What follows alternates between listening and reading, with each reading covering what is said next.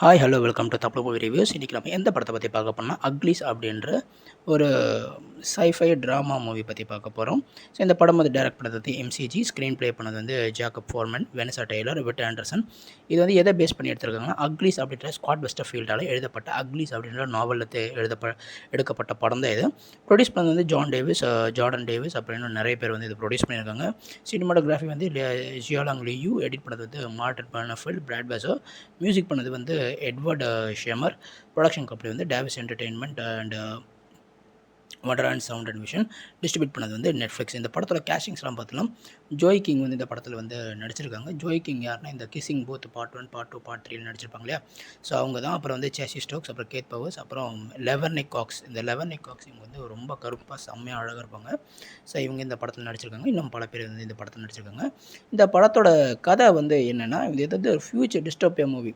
டிஸ்டோப்பியானா எப்படி சொல்கிறது, ஒரு நம்ம கிரகம் வந்து ஒரு ஒரு இடம் வந்து வாழ தகுதியே இல்லாத ஒரு இடமா வந்து மாறுது. ஸோ அது ஃபியூச்சர் டிஸ்டோப்பியா மூவி. ஸோ இது வந்து எப்படி சொல்கிறாங்கன்னா, ஒரு சிட்டின்ற ஒரு இடம் இருக்கும். அந்த சிட்டியில் வந்து பார்த்திங்கன்னா மொத்த உலகமே முக்கால்வாசி வந்து அழிஞ்சு போயிடும். அழிஞ்சு போனதில் வந்து பார்த்திங்கன்னா இது வந்து சிட்டின்ற ஒரு இடம் மட்டும் தனியாக வந்து இருக்கும். அந்த இடம் வந்து ஒரு கார்ப்பரேட் கம்பெனியோட கண்ட்ரோல் வரும். அவங்க வந்து என்னென்னா, இந்த 16 வயசுக்கு மேலே உள்ளவங்களெல்லாம் வந்து ஒரு சர்ஜரி மாதிரி பண்ணி அவங்கள வந்து ரொம்ப அழகாக மாற்றிடுவாங்க. பட் ஆனால் அந்த சர்ஜரி பண்ணும்போது வந்து அவங்களோட மூளை வந்து மழுங்கடிக்கப்படும். அவங்களால சிந்திக்க முடியாது.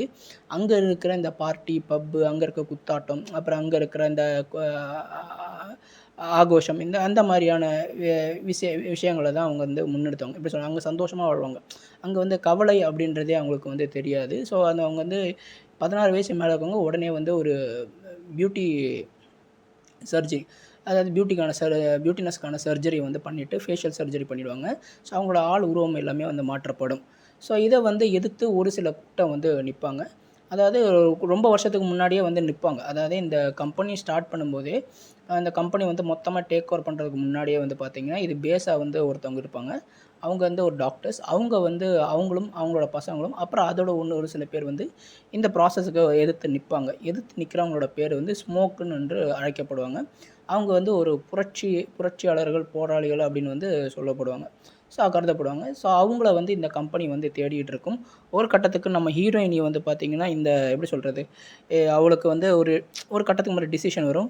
அவள் வந்து எப்படி சொல்கிறது, இந்த புரட்சியாளரோட சேர்ந்து இந்த இந்த விஷயத்தை எதிர்த்து நிற்கிறதா, இல்லை வந்து சிட்டியோட சேர்ந்து நம்ம வந்து மொத்தமாக ஃபேஸ் எல்லாம் ஆப்ரேஷன் பண்ணி நம்மளும் வந்து பிரெட்டியாக மாறிடலாம். பிரெட்டி அதாவது அக்லீஸ் பிரெட்டி அப்படின்னு தான் பிரிக்கப்படும்.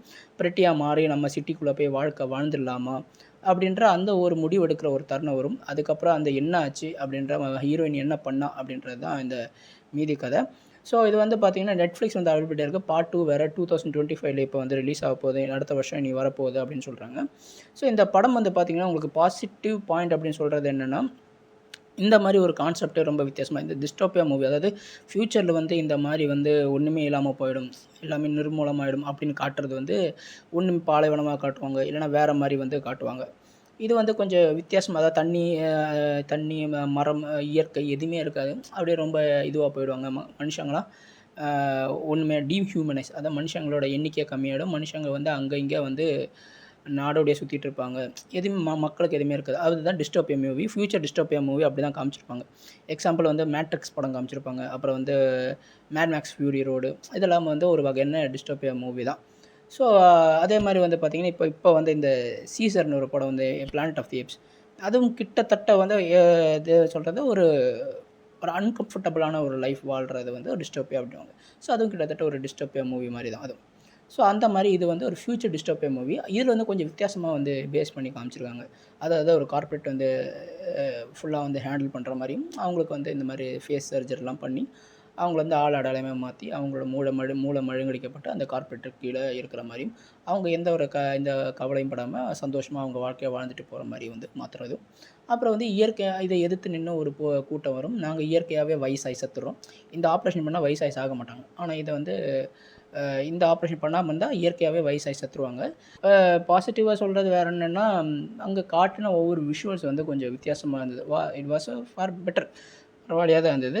ஒரு நெட்ஃப்ளிக்ஸில் பார்க்கக்கூடிய ஒரு சூப்பரான ஒரு படம் தான் இந்த படம். அதே மாதிரி வந்து பார்த்திங்கன்னா, இந்த பாசிட்டிவ்னு சொல்கிறத விட அப்புறம் வந்து நெகட்டிவ் அப்படின்றத பார்த்திங்கன்னா, பாசிட்டிவ் இவ்வளோ தான். அப்புறம் வந்து நெகட்டிவ்ஸை நம்ம வந்து பார்த்துட்டோம். அப்போ நெகட்டிவ்ஸ் வந்து பார்த்திங்கன்னா, அடுத்தடுத்து நமக்கு என்ன நடந்துரும்ன்ற ஓரளவுக்கு நம்மளால் கணிக்க முடியுது. அப்புறம் ஸ்க்ரீன் ப்ளே அவ்வளோ விறுவிறுப்பா இல்ல.